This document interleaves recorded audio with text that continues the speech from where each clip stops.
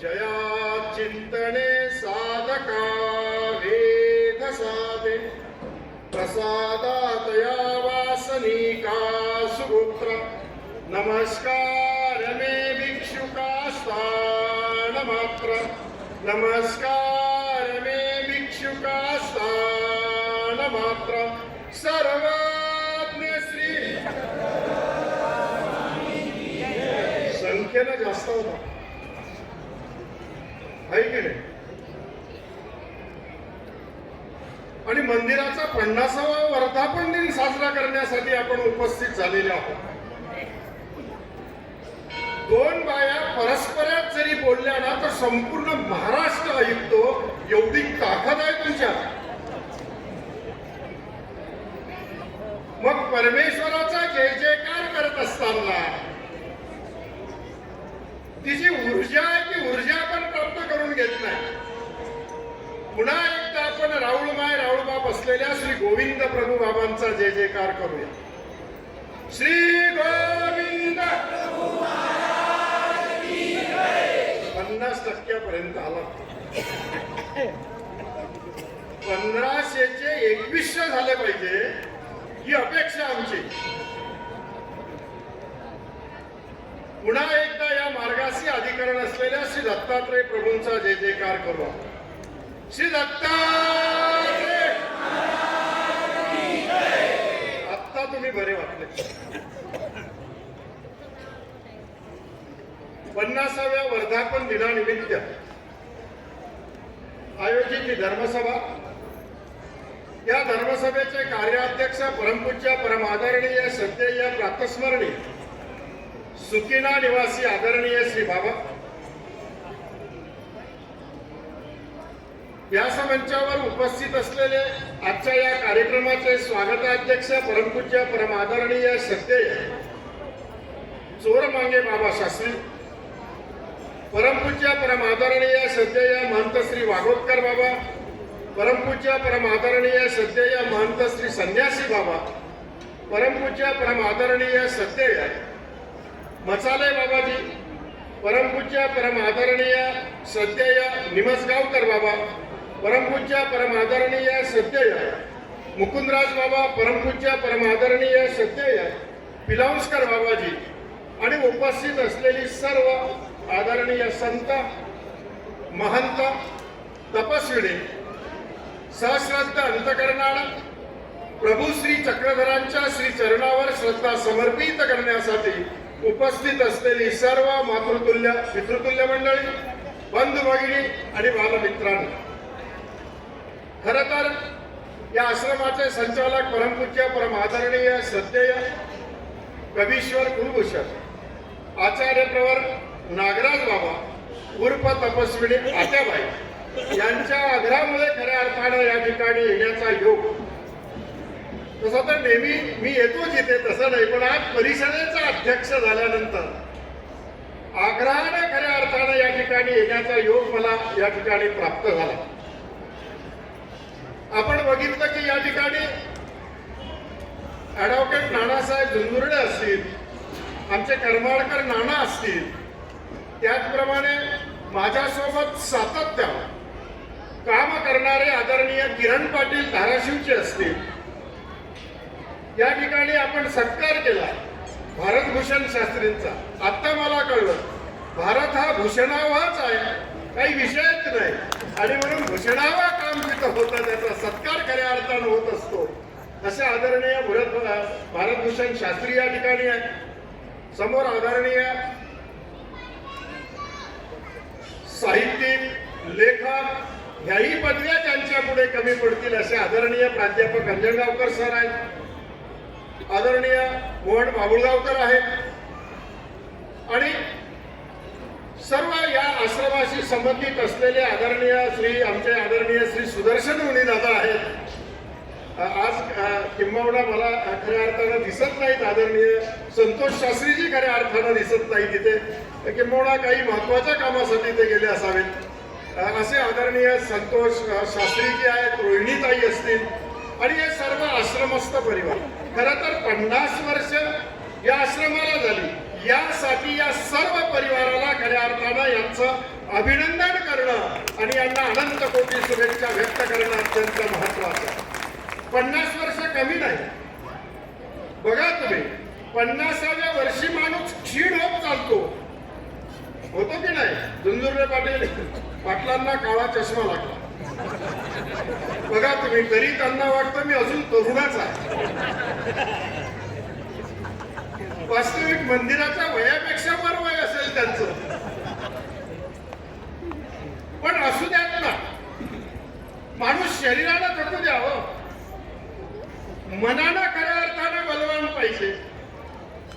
आणि ते मन जे आहे त्या मनाला बलवान करण्याचं जर कुठलं साधन असेल तर ते मंदिर आहे.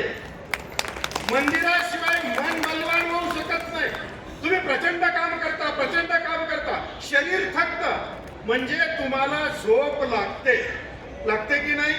पण जर आमचं मन थकलं तर झोप अजिबात लागत नाही.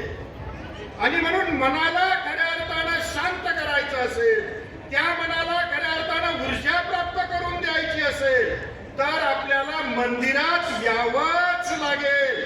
आणि मग मंदिरात या ठिकाणी आलात तुम्ही, तिथे बसलात, त्या ठिकाणी असलेल्या अधिष्ठानाचं चिंतन केलं, स्मरण केलं, मनन केलं, एकाग्र भावनेतून त्या ठिकाणी असलेल्या अधिष्ठानाशी जर बोलण्याचा प्रयत्न केला, संवाद साधण्याचा प्रयत्न केला तर आमचं मन खऱ्या अर्थानं त्या ठिकाणी प्रफुल्लित झालेलं असतं, बलवान खऱ्या अर्थानं झालेलं असतं. तुम्ही बघा 50 वर्ष मंदिराला झाली. ज्यावेळेस हे मंदिर होत असेल,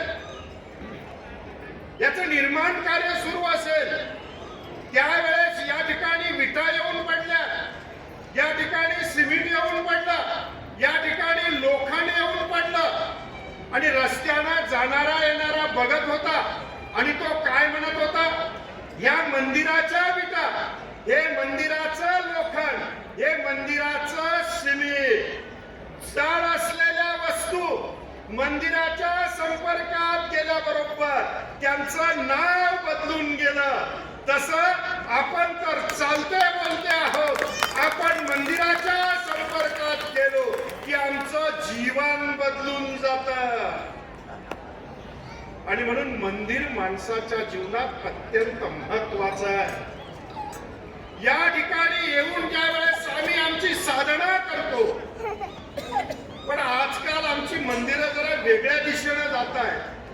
भाविक भक्त येतात, पण इथं खऱ्या अर्थानं आल्यानंतर आम्हाला त्या ठिकाणी असलेल्या अधिष्ठानाशी आम्ही बोललो पाहिजे, पण असं होत नाही. आम्ही परस्परातच बोलतो. तुझ्या घरी काय भाजी केली, तुझा मुलगा काय करतो, रिकाम्या गोष्टी आम्ही मंदिरात करतो ज्या आम्हाला करायच्या नसतात. रिकाम्या गोष्टी करण्यासाठी बगीच्यांची व्यवस्था आहे, मंदिरांची व्यवस्था नाही. मंदिर यासाठी आहे की आम्हाला त्या अधिष्ठानाशी बोलता आलं पाहिजे, आमचं दुःख त्या अधिष्ठानाला सांगता आलं पाहिजे, त्या अधिष्ठानाशी आम्हाला संवाद साधता आला पाहिजे.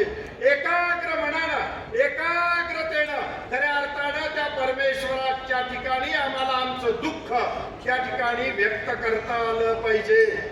मी नेहमी सांगतो, महाराष्ट्रभर सांगतो की तुम्ही 1000 लिटर दुधाने अभिषेक केल्यापेक्षा तुम्ही तुमच्या घरातल्या देवाऱ्यासमोर बसा, मंदिरात आले तर मूर्ती समोर बसा, बसलेत तुम्ही की डोळे मिटा, डोळे मिटले की हात जोडा, हात जोडले की आठवा तुम्ही कितीकांचं मन दुखवलं, कितीकांना वाईट बोलले, कितीकांना तुम्ही फसवलं. आठवत चला, आठवता तुमच्या हृदयाला पीळ बसेल. पीळ बसला की टचकन दोन तेव्हा घरातल्या देवाऱ्यासमोर गळतील, मंदिरातल्या मूर्ती समोर गळेल. तो तुमच्या जीवनातला सर्वश्रेष्ठ अभिषेक असेल, यापेक्षा दुसरा तिसरा अभिषेक असू शकत नाही. आणि म्हणून 2 थेंब डोळ्यातून काढण्यासाठी मंदिराची निर्मिती आहे. यासाठी खऱ्या अर्थानं आम्हाला मंदिरात यायचं आहे. म्हणजे इथे तुम्ही बघा ना, इथे आल्यानंतरही त्या मूर्तीचं दर्शन घेतल्यानंतर त्या ठिकाणी आपल्याला 5 दंडवत घातले पाहिजे. आम्ही आंघोळ करून आलेलो असतो, चांगले कपडे अंगावर परिधान केलेले असतात. आता दंडवत घातले की कपडे मिळणार आहे आणि म्हणून आम्ही कपडे मळतील म्हणून दंडवत घालत नाही. अरे माणसा, कपडे मळाले तर साबणीने धुता येतील, पण मन मळालेलं दंडवत घातल्याशिवाय धुतल्या जात नाही. आणि म्हणून तिथं समर्पणाचा भाव खऱ्या अर्थानं तुम्हाला व्यक्त करावा लागेल. समर्पित भावनेतून इथे यावं लागेल. इथे निष्ठा तुम्हाला समर्पित करावी लागेल. या माध्यमातून जर खऱ्या अर्थानं तुम्ही या ठिकाणी आलात तर खरंच मंदिराला 50 वर्ष पूर्ण झाल्याचं आनंद आपल्याही हृदयात तो प्राप्त होऊ शकतो. आणि म्हणून जर या माध्यमातून आपल्याला तो आनंद जर घेता आला तर घेण्याचा प्रयत्न खऱ्या अर्थानं आपण या ठिकाणाहून, या पवित्र ठिकाणाहून आपण केला पाहिजे. कैवल्यवासी परमपूज्य आदरणीय श्री बाबांनी या मंदिराची जी निर्मिती केली आणि मग ही निर्मिती केल्यानंतर या आश्रमाची स्थापना केल्यानंतरही दूरदृष्टी जी होती ती दूरदृष्टी असणं अत्यंत महत्वाचं आहे. की आमचा संप्रदाय कशा पद्धतीनं लोकाभिमुख होईल. म्हणजे लोकाभिमुख काही आम्हाला व्हायचं असतं का, संतांना व्हायचं असतं का? नाही. सर्वज्ञ श्री चक्रधर प्रभूंनी या महाराष्ट्राच्या मातीत जो सत्य, अहिंसा, शांती, समता, साधे नियमे, राष्ट्रीय एकता हा जो मंत्र जो दिलेला आहे तोच विचार खऱ्या अर्थानं आम्हाला या भारताच्या कान्याकोपऱ्यापर्यंत पोहोचवणं अत्यंत महत्वाचं आहे. आणि म्हणून बाबांनी हे कार्य खऱ्या अर्थानं या ठिकाणावरून केलं आणि त्या माध्यमातून वेगळ्या माध्यमातून खरं तर साहित्य क्षेत्रामध्ये प्रचंड काम व्हायला पाहिजे. वकील साहेब, तुम्ही वकील झाल्यापेक्षा साहित्यिक व्हायला पाहिजे होते. पण वकिली चांगली चालते तुमची, त्यात काही प्रश्न नाही. पण साहित्य क्षेत्रामध्येही खऱ्या अर्थानं काम होणं अत्यंत महत्वाचं आहे. आणि म्हणून मी सांगतो, मी काल नागपूरच्या बाबासाहेब बिडकरांच्याही कार्यक्रमामध्ये बोलतो की बघा ना, आम्ही मागे नाहीत कुठे. डॉक्टर नगेंद्र मुनी डॉक्टर झालेले होते. तुम्ही काळ बघा, कैवल्यवासी श्रीरामपूरचे आदरणीय बाबा साहित्यवारीजी होते. सावली मूर्ती मंदिराचे संचालक आदरणीय कृष्णमुनी. पुढे प्रभाकर जे लावत होता ना, ती खऱ्या अर्थानं हिंदी मधली सर्वोच्च पदवी त्यांना मिळालेली होती. म्हणून पुढे त्यांच्या नावापुढे प्रभाकर लावल्या जात होतं. आणि म्हणून साहित्य क्षेत्रामध्ये आम्ही कमी आहोत असं नाही, पण आजही त्याच माध्यमातून खऱ्या अर्थानं अजूनही वेगानं आपल्याला जावं लागणार आहे. याचा विचार या मानवाव संप्रदायातल्या तरुणांनी खऱ्या अर्थानं केला पाहिजे. वेगानं पुढे जाण्याची अजूनही गरज आहे. फार मागे आहोत आपण, अजूनही मागे आहोत. आणि त्या माध्यमातून सर्वज्ञांचे विचार समाजापर्यंत कशा पद्धतीनं पोहोचतील याचाच प्रयत्न आपण या ठिकाणी करतो आहे. साहित्य क्षेत्रातून येणाऱ्या अवतार दिनाला महाराष्ट्र सरकारने कालच GR काढून टाकला. मला वाटतं 13 सप्टेंबर पुढे येणारा अवतार दिन आहे. येणाऱ्या अवतार दिनाला दिल्लीमध्ये भारत मंडपम या ठिकाणी एक कार्यक्रम आयोजित करण्याचा मानस खऱ्या अर्थानं मी केला. त्या कार्यक्रमाला देशाचे पंतप्रधान आदरणीय मोदी, गृहमंत्री अमित शहा उद्घाटनाला असतील, पूजनीय सरसंघचालक आदरणीय डॉक्टर मोहन भागवतजी असतील आणि समारोपाला भारताच्या राष्ट्रपती आदरणीय मुर्मू असतील. अशा माध्यमातून तो कार्यक्रम आयोजित करतो आहोत की कारण आंतरराष्ट्रीय हिंदी विश्वविद्यालयात आता आमचे मोहन कोठी काम करत आहेत. मला तर माहीतच नव्हतं चक्रधर कोठी हे नाव. नंतर मी मोहन बाबुळगावकर म्हणून कुलगुरू तिथल्या कुलपतीशी बोलताना मी बोलत होतो की म्हटलं आहे आमचे मोहन बाबुळगावकर आहे. मोहन बाबुळगावकर तिथे कुठे दिसेनाच. बरं बाबा जी मोहन बाबुळगावकर कोई नहीं. मैंने बोला है आप जरा चेक कीजिए, अच्छी तरह से चेक कीजिए. वो बोले अच्छी तरह से देखा है बाबा जी, चश्मा लगा के देखा. मग लक्षात आला हा चक्रधर कोठी आहे. आणि मग त्याच्यानंतर खऱ्या अर्थानं प्राध्यापक हिवरखेडकर बाबा असतील, चक्रधर कोठी असतील, ही माणसं त्या ठिकाणी साहित्य क्षेत्राची म्हणजे हिंदी साहित्य क्षेत्राची यांना जोडलं. आंतरराष्ट्रीय हिंदी विश्वविद्यालयाच्या माध्यमातून म्हणजे भारताचे शिक्षण मंत्री आदरणीय प्रधानजी यांच्या माध्यमातून बराचसा निधी आपण केंद्रातून आणला.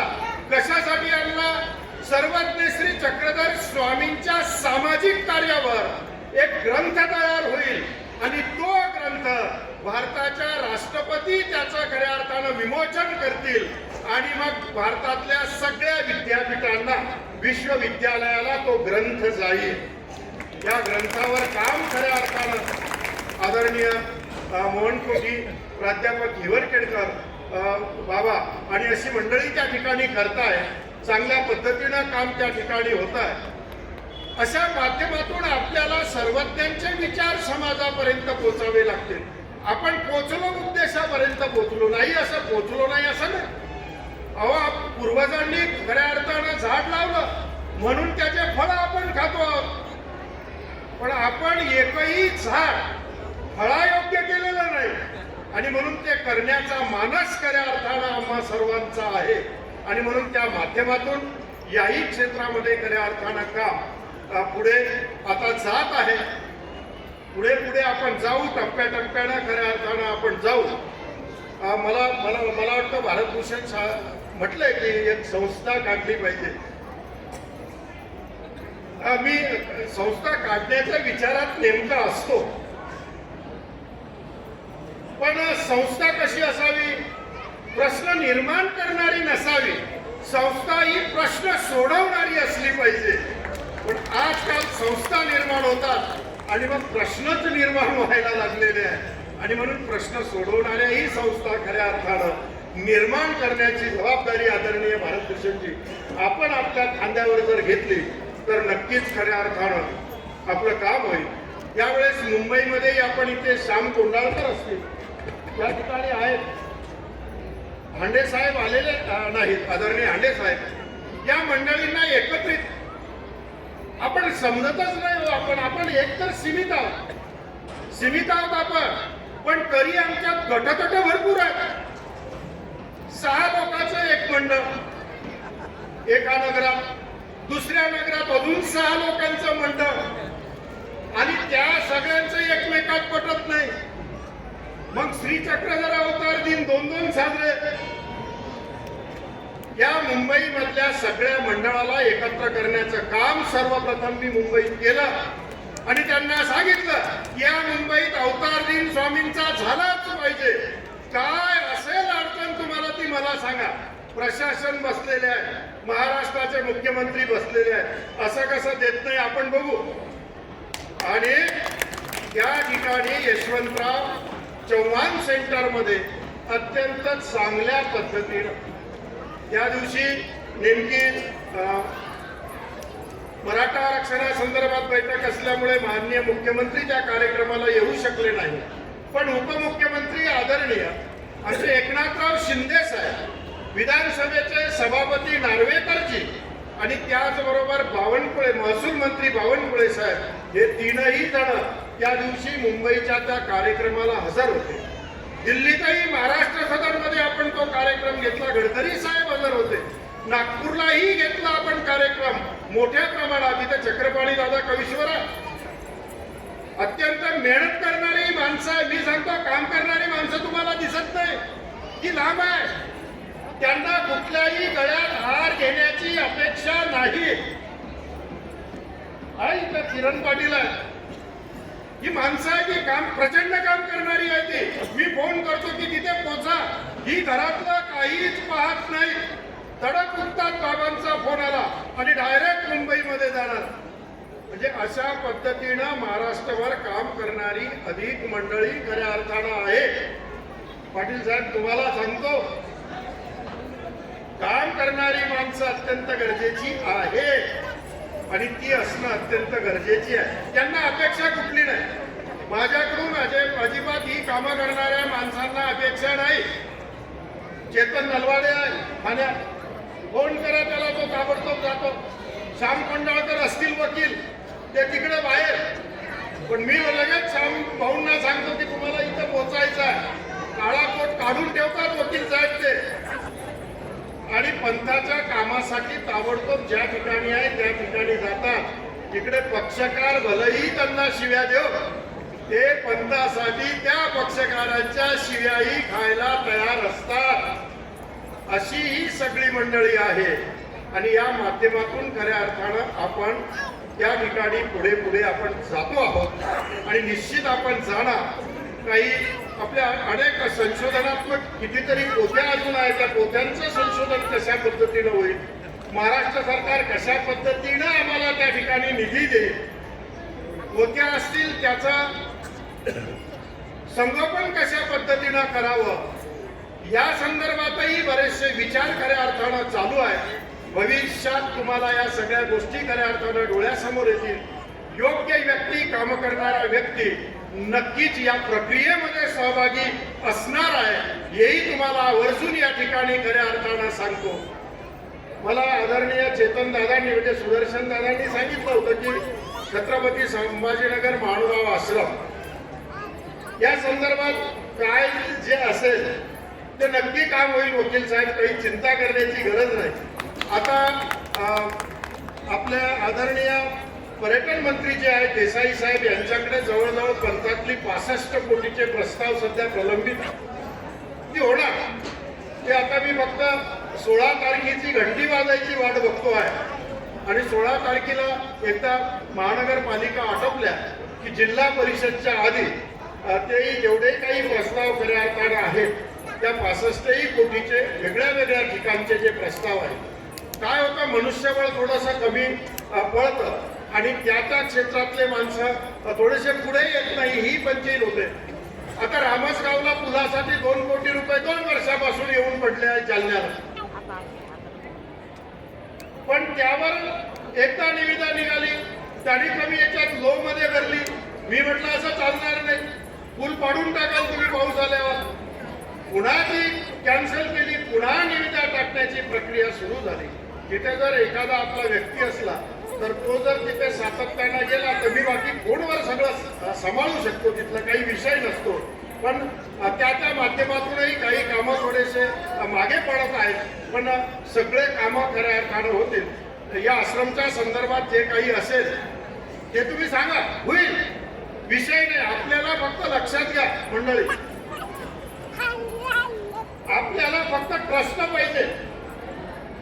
वैयक्तिक कुठे सरकार पैसे टाकत नाही, कारण वैयक्तिक याच्यावर टाकले आणि उद्या विकून जर गेले तर काय सांगता येतं. म्हणून वैयक्तिक याच्यावर पैसे सरकार टाकत नाही. ते मंदिर असो की आश्रम असो, तो ट्रस्ट असावा आणि मग त्याच्यावर तो निधी खऱ्या अर्थानं त्या ठिकाणी शासनाच्या वतीनं टाकला जाईल. त्याचबरोबर त्यांनी खडकुलीचा एक विषय, माझ्या व्हॉट्सअपला आलेले विषय आहे, खडकुलीचा एक विषय त्यांनी मांडलेला होता. तर आता शासनाशी मला बोलावं लागेल. पूर रेषेच्या आतमध्ये सरकार काम करत नाही, कारण सरकारचं म्हणणं असतं पूर रेषेच्या आत काम करायचं तर ते पाण्यात वाहत गेलेले पैसे असतात. म्हणून पूर रेषेचा विचार करून आपण त्याच्यावरही विचार करू. नेऊरगावही पूर रेषेच्या आत आहे आपलं आणि खडकुली येतं, पण तरीही सरकारला सांगू की एकदा तुम्ही श्री चक्रधर स्वामीसाठी तेवढ्या पैशाचा संकल्प सोडा. पाण्यानं वाहून गेलं तरी बघू, नंतर आम्ही जबाबदारी घेऊ. पण त्याही माध्यमातून त्या ठिकाणी आपण कसं करता येईल, कारण काय मंत्री बोलून जातात, त्यांचा काही प्रॉब्लेम नसतो, पण त्या ठिकाणी बसलेले जे सेक्रेटरी आहे ते IAS आहेत आणि ते बरोबर त्या ठिकाणी बऱ्याचशा गोष्टी त्या करत राहतात. तरी आपण त्यांनाही त्या पद्धतीनं समजावून घेऊन त्याही ठिकाणी काम करण्याचा जे माणूस आहे, जिथले जिथले तीर्थक्षेत्र असेल आपल्याला काम करायचेच आहे, झालंच पाहिजे, का होऊ नये, थोडं गरजेचं आहे. जिथे रस्ता नसेल, ज्या तीर्थक्षेत्राला गेल्यानंतर पण असं होऊ नये. मी सांगितलं त्यांनी डोमेग्राम आणि कारंजे करावं. आम्ही कारंजेकर लोक फार चांगले आहोत, आम्ही वादच करत नाही. करतो का गुलाबदादा वाद आपण? आम्ही कारंजेकर वादातले नाही, वाद मिटवणारे आहोत आणि विकास करणारे आहोत आम्ही. कारण नावातच कारंजे आहे आमच्या. आणि म्हणून आमचे ज्या ज्या ठिकाणी कारंजेकर पुजारी जरी असतील, ज्या ज्या मंदिरावर, ते कुठेही वाद करणार नाही याची ग्वाही त्यांच्या वतीनं मी खऱ्या अर्थानं देतोय. पण त्यांचेही हक्क अबाधित असले पाहिजे याचाही विचार वकील साहेब आपल्याला करावा लागेल. असंही करून चालणार नाही. आणि म्हणून तीही ग्वाही खऱ्या अर्थानं त्या ठिकाणी देतो. डोमेग्रामलाही आपण पूररेषेत असताना सुद्धा तिथेही आपण एक भक्त निवास टाकलेला आहे. पण भक्त निवास हे येणाऱ्या भक्तांच्या सोयीसाठीच असावं गुलाबदादा. नाहीतर काय होतं, मग आपले घर तिथे थाटल्या जातात आणि मूळ उद्देश त्यातून खऱ्या अर्थानं निघून जातो. असा होता कामा. कारण ती आहे कशासाठी? येणाऱ्या भक्तांच्या सोयीसाठी शासनाने पैसा दिलेला आहे आणि त्याची जी देखभाल दुरुस्ती आहे शासनाच्या नियमात, ती देखभाल दुरुस्ती आपल्याला करावी लागते. आणि म्हणून भक्तांच्या सोयीसाठी खऱ्या अर्थानं त्या ठिकाणी त्या धर्मशाळा त्या ठिकाणी होतात. त्याची देखभाल दुरुस्ती आपल्याला करावी लागेल आणि त्या माध्यमातून येणाऱ्या भक्तांची सोय आपल्याकडून खऱ्या अर्थानं आपल्याला करता येईल. कारण आपण बाहेर बघतो, अन्य संप्रदायाचे तीर्थक्षेत्र बघतो, त्या ठिकाणच्या व्यवस्था बघतो, प्रशासन कितीतरी पैसा तिथं टाकतं. आपल्यालाही खऱ्या अर्थानं तेवढ्या ताकदीनं ते आणता येईल. पण त्या ठिकाणी देखभाल दुरुस्ती करणं अत्यंत महत्वाचं आहे. नाहीतर मग काय, त्याची देखभाल दुरुस्ती होत नाही, रंगरंगोटी होत नाही, अस्वच्छता त्या ठिकाणी प्रचंड प्रमाणात होते, कोणी त्याच्याकडे लक्ष देत नाही. मग अशा ठिकाणी धर्मशाळा करूनही काही उपयोग नाही. आणि म्हणून मी ज्या वेळेस ही कामं ज्या वेळेस करतो त्यावेळेस देखभाल दुरुस्ती तुम्ही कराल का याची तुम्ही, आता रिद्धपूर मधलं श्री गोविंद प्रभू तीर्थस्थान सेवा समितीचा मी अध्यक्ष आहे. तिथल्या सगळ्या धर्मशाळा माझ्याकडे आहे. इलेक्ट्रिक बिलापासून देखभाल दुरुस्तीपासून आम्ही त्या बघतो. कशा बघतो ती वेगळी गोष्ट आहे, पण आम्ही त्या देखभाल दुरुस्ती, त्यातलं इलेक्ट्रिक बिल, या सगळ्या गोष्टी नाही. मोहन बाबुळगावकरांना माहित आहे, ते आता रिद्धपूरवासी आहेत सध्या. जे गेल्या 6 महिन्यापासून ते तिथे आहेत. त्यातल्या 2 इमारती आम्ही आता सध्या मराठी भाषा विद्यापीठासाठी दिलेल्या आहेत. थीम पार्क जे 11 एकरामध्ये झालेलं आहे तेही गोविंद प्रभू तीर्थस्थान सेवा समितीला शासनाने दिलं. पण आता गोविंद प्रभू तीर्थस्थान सेवा समितीने ते 11 एकर मध्ये झालेलं थीम पार्क 3 वर्षासाठी मराठी भाषा विद्यापीठाला दिलेलं आहे. तसंच राजभटाजवळचं पर्यटनची धर्मशाळा ही सुद्धा मराठी भाषा विद्यापीठाच्या विद्यार्थ्यांच्या वसतिगृहासाठी खऱ्या अर्थानं त्यात दिलेली आहे. अशा पद्धतीनं मराठी भाषा विद्यापीठ या राज्याचं मराठी भाषा विद्यापीठ आहे. लोक मला विचारतात सूत्रपाठ तिथं शिकवतील का? मी म्हटलं हो शिकवतील का, तुम्ही या शिकायला आल्यावर शिकवतील गडे. या राज्याचं मराठी भाषा विद्यापीठ आहे, लक्षात घ्या. या राज्याची भाषा ही मराठी आहे आणि मग या राज्याचं मराठी भाषेचं विद्यापीठ कुठे व्हावं याची चर्चा ज्या वेळेस सुरू झाली महाराष्ट्रावर अनेक वर्षाची मागणी होती. पण मग मी त्या ठिकाणी आवर्जून आणि एकदम सांगितलं देवेंद्रजीकांना चालणार नाही, मराठी भाषा विद्यापीठ हे रिद्धपूरलाच झालं पाहिजे. कारण लीळाचरित्र हा आद्य मराठीचा ग्रंथ आहे. त्यानंतर जे काही ग्रंथ असतील त्यानंतर खऱ्या अर्थानं जन्माला आले आणि म्हणून मराठी भाषा विद्यापीठ तिथे झालं पाहिजे. त्या ठिकाणचं महत्व खऱ्या अर्थानं शासनाने जपावं आणि तिथे मराठी भाषा विद्यापीठ खऱ्या अर्थानं महाराष्ट्र सरकारने 200 कोटी रुपये खर्च करून त्या ठिकाणी उभारल्या जात आहे.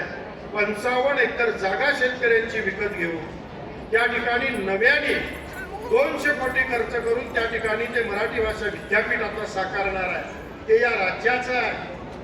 पण काय आहे माहित आहे का तुम्हाला की आपल्या माणवाव पंथाचा हा मराठीचा आद्य ग्रंथ लीळाचरित्र म्हणून त्या ठिकाणी मराठी भाषा विद्यापीठ झालं. या पुढे शासनाने ही आता दखल घेणार की मराठीचा आद्य ग्रंथ कोणता, तर तो माझ्या देवावरच्या लिळ्यांवरचा असलेला लीळा चरित्र ग्रंथ आहे. ही दखल आता खऱ्या अर्थानं अवघ्या जगाला विश्वाला घ्यावी लागेल. एवढीच व्याप्ती नाही, एखादं केंद्र जर अमेरिकेत खोलायचं असेल तर त्या केंद्राला परवानगी सुद्धा रिद्धपुरातून घ्यावी लागेल. म्हणजे बाहेरच्या देशातही केंद्र खोलण्यासाठी परवानगी आता रिद्धपुरातून जाईल. आणि इतका खऱ्या अर्थानं महानुभावांनी तर मराठीवर प्रेम केलेलंच आहे. पूर्वजांनी प्रचंड पोथ्या खऱ्या अर्थानं लिहिल्या. काही व्यवस्था नसताना, पंखा नाही, लाईट नाही, झाडाखाली बसावं, भिक्षेचा वेळ झाला की पोटाची खळगी भरण्यासाठी नाही, देव शोधण्यासाठी भिक्षा मागून आणावी. आणि मग ते सगळं ग्रहण केल्यानंतरही पोथ्यांचं लिखाण करावं. इतक्या प्रचंड पोथ्यांचा संग्रह, 7,500 पोथ्यांचा संग्रह आमच्या पूर्वजांनी हस्तलिखित असलेल्या या पोथ्या कुठेच खऱ्या अर्थानं इतर संप्रदायामध्ये दिसणार नाही. तुम्हाला 1, 2, 5, 6 ग्रंथ दिसतील, पण मानवांच्या साधकांनी 1 नाही 2 नाही 6,500 पोथ्या खऱ्या अर्थानं लिहून ठेवलेल्या आहेत. ते मराठीचं वैभव आहे. आणि म्हणूनच मराठी भाषा विद्यापीठ खऱ्या अर्थानं रिद्धपूरला साकारलेलं आहे. त्याचंही काम खऱ्या अर्थानं सुरू आहे.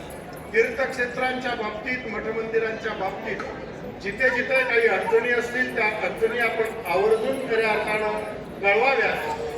आता महाराष्ट्र शासनाने एक समिती केलेली आहे, शासनाची समिती आहे. आणि योगायोगानं त्या समितीचा अध्यक्ष मला शासनाने केलेला आहे. आणि त्याचबरोबर या ठिकाणी किरण पाटील आहेत, ते त्या समितीचे सदस्य आहेत. असे 7 सदस्य संपूर्ण महाराष्ट्रभरातून घेतलेले आहेत. आणि त्या समितीच्या माध्यमातून जिथे जिथे काही प्रश्न असतील, जिथे जिथे काही अडचणी असतील, त्या महाराष्ट्रभरातल्या अडचणी शासनाने गठीत केलेली शासनाच्या स्तरावरची जी समिती आहे त्या समितीच्या माध्यमातून खऱ्या अर्थानं सोडवल्या जातील. नक्कीच तुम्हा सर्वांना मिळून आपल्याला या संप्रदायासाठी, आपल्या या पंथासाठी प्रचंड काम करायचं आहे. त्यात काहीही दुमत नाही. आणि म्हणून या निमित्तानं, वर्धापन दिनाच्या निमित्तानं इथे येण्याचं भाग्य खऱ्या अर्थानं मला लाभलं. आणि तुमच्या सर्वांची भेट झाली. कारण संत पुन्हा दुसरा कार्यक्रम असला की मला भेटतात, पण तुम्ही भेटत नाही. तुम्ही मी औरंगाबाद मध्ये आल्यावरच, म्हणजे छत्रपती संभाजीनगर मध्ये आल्यावरच तुमची भेट खऱ्या अर्थानं होऊ शकते. पण तुमची भेट माझ्यासाठी इतकी महत्वाची आहे, इतकी महत्वाची आहे की तुमच्या भेटीत देव भेटे आणि पाडाचे गोमटे, नवनीत लाभे अवतटे परशास्त्राचे. तुमची भेट इतकी महत्वाची आहे की मला माझा साधनदाता भेटल्याशिवाय राहणार नाही. आणि या संपूर्ण संतांची भेट तुमच्यासाठी इतकी महत्वाची आहे, इतकी महत्वाची आहे की तुम्हाला सर्वज्ञ श्री चक्रधर स्वामी भेटल्याशिवाय राहणार नाही. आणि म्हणून तुमची भेट आणि या संतांची तुम्हाला दर्शन हे अत्यंत महत्वाचं या 50व्या वर्धापन दिनाच्या निमित्तानं खऱ्या अर्थानं या ठिकाणी घडलं. आदरणीय कवीश्वर कुलभूषण आचार्य प्रवर, आदरणीय या आश्रमाच्या संचालक आदरणीय श्री बाबा उर्फ आत्याबाई, त्याचबरोबर या संपूर्ण आश्रमवासी जेवढे साध्वी असतील, तपस्विनी असतील, या आश्रमावर निष्ठा ज्या ज्या वासनिकांची खऱ्या अर्थानं समर्पित झालेली आहे, त्या सर्वांना या 50व्या वर्धापन दिनानिमित्तानं मी या ठिकाणी तुम्हा सर्वांना दंडवत करतो. लांबलेल्या विचारांना थांबवणार नाही. अध्यक्ष मी आहे, मी आता किती बोलायचं माझ्यावर, मला सूत्रसंचालक थांबवू शकत नाही. पण मला काळजी आहे तुमच्या पोटात पडलं पाहिजे, मी ही काळजी घेतलीच पाहिजे. आणि म्हणून त्या तुमच्या त्या जेवढा आणि तुमच्या जास्त व्यत्यय मी या ठिकाणी येऊ देणार नाही. आणि मी माझ्या विचारांना या ठिकाणी थांबवतो. दंडवत प्रणाम.